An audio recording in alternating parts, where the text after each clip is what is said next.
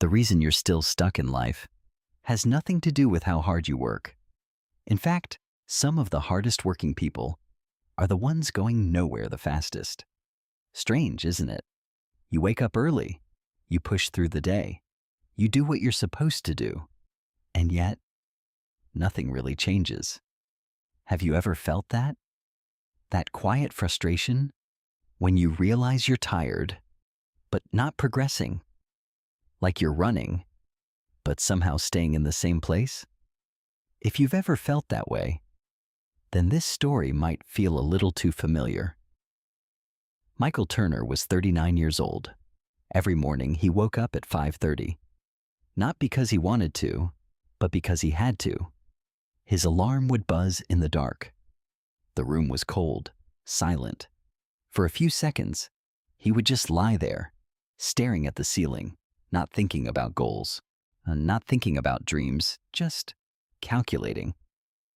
How do I get through today? Michael worked as a delivery driver, 10 hours a day, sometimes more. Rain, heat, traffic. It didn't matter. He showed up. Always. He believed something simple. If I just work harder, things will eventually get better. But they didn't.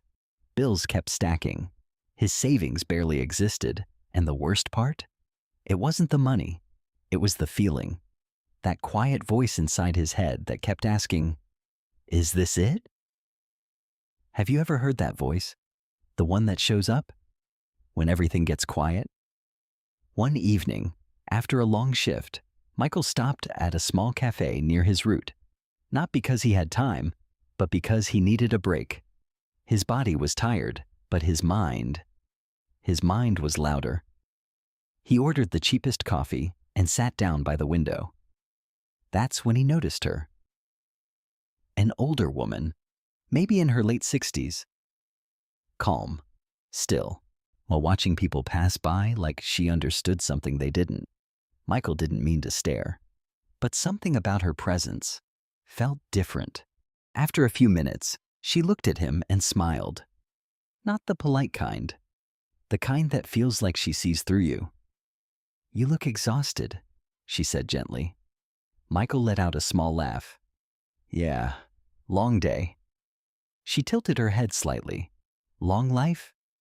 Or just a long day? The question caught him off guard. He didn't answer because he didn't know how. They sat in silence for a moment. Then she asked something strange. "What do people get when they meet you?" Michael frowned. "I'm sorry?" She repeated it. "When people interact with you, what do they receive?" Michael shrugged. "I mean, I deliver packages. That's my job." She nodded slowly. "No, that's what you do. I'm asking, what do you give?" The question lingered in the air. Michael opened his mouth, then closed it again. No one had ever asked him that before. "I don't know," he admitted. "I guess I just do my job." She smiled again. That's the problem. Michael felt something shift inside him. Not anger, not confusion, something deeper, discomfort. "What do you mean?" he asked. She leaned forward slightly. "Most people believe they get paid for their effort." She paused. "But the world doesn't reward effort." Another pause. "It rewards value." Michael looked down at his coffee. The words didn't make sense. At least, not yet. "I work hard," he said quietly. "I know," she replied. "But tell me, why would someone pay more for the same thing when they can get it anywhere?" Michael didn't answer, because again, he didn't have one. That night, Michael couldn't sleep. He kept replaying the conversation in his mind. What do people get when they meet you? The question felt simple, but the more he thought about it, the heavier it became. That he had always focused on what he needed. More money, more time, more stability. But he had never once asked, what am I actually giving? Was he just replaceable? Just another driver, another face, another routine. The thought bothered him more than he expected. The next day, something changed. Not big, not dramatic, just a small decision. Instead of rushing through his deliveries like always, Michael slowed down. He looked at people, really looked. At his first stop, an elderly man opened the door. Usually Michael would hand over the package and leave. But this time, he stayed for a second. "Hey, careful with this one," he said with a small smile. "It looks fragile." The man chuckled. "Appreciate that." It was nothing, just a moment, but something felt different. At the next stop, a young mother was struggling to carry groceries while holding her child. Michael hesitated, then walked over. Let me help you with that." She looked surprised, then relieved. "Thank you, really." Again, small, but real. Over the next few days, Michael kept doing it. Not because someone told him to, not because he expected anything in return, but because he was curious. What happens if I actually give something? Not just deliver, but give. Attention, care, energy. Something strange started to happen. People began to recognize him. They smiled more, talked more. Some even waited for him, just to say hello. But the real shift came a few weeks later. His manager called him in. Michael felt a familiar tension in his chest. Did I do something wrong? But instead, his manager smiled. "I've been getting calls," he said. Michael frowned. "Calls? Customers asking for you specifically?" Michael blinked. "What?" "They say you're different, more helpful, more human."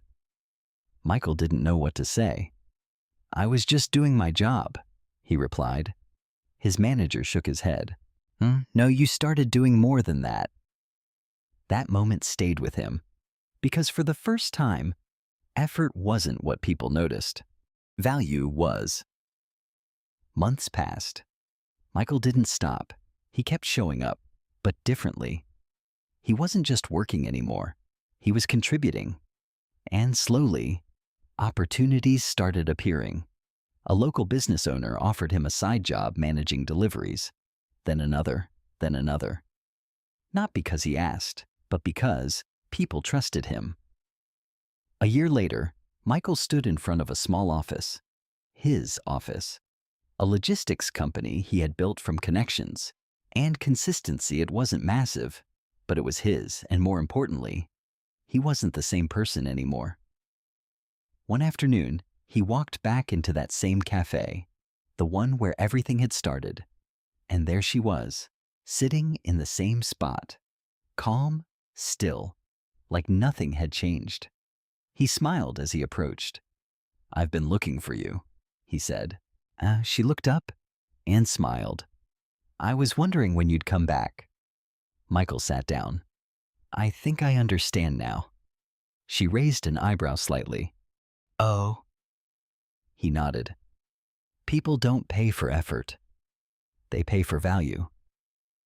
She smiled softly. "And what changed?" Michael took a deep breath.